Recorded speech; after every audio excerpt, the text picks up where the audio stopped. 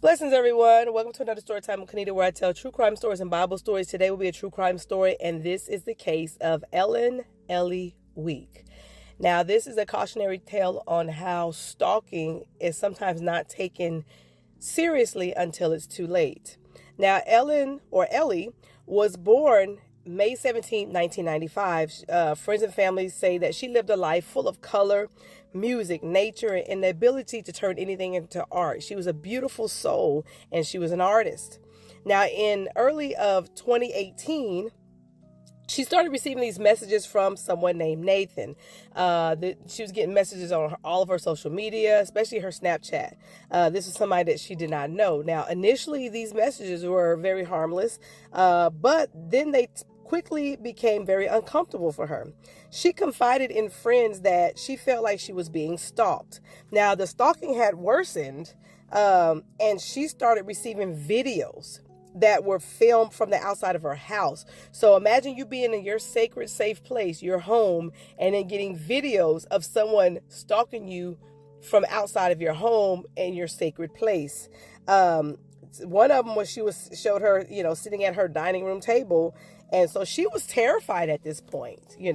This is not a safe place anymore. So she contacted police several times, the last being April of 2018.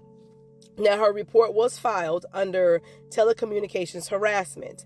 She was told to keep her doors locked, not to go out after dark, and to enroll in self-defense class. Can you imagine this? You go to someone for help, and this is what they tell you. Now, these measures would do little to keep her safe. So she was last seen July of 28th of 2018. On August the 1st of 2018, after her mother because she was supposed to be gone for a weekend away, and so her mother hadn't heard from her. So her mother realized that she was missing, and she immediately filed a missing persons report.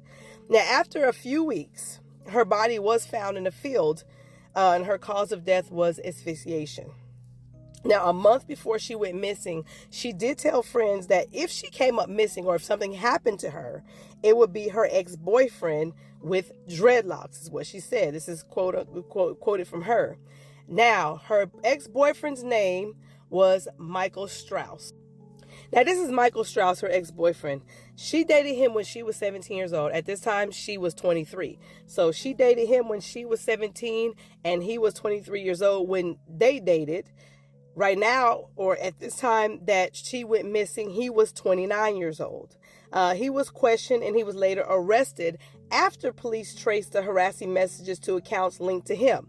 Police also found some of her belongings in his possession, like her driver's license, her necklace, a clump of her hair that he called a quote-unquote tribute.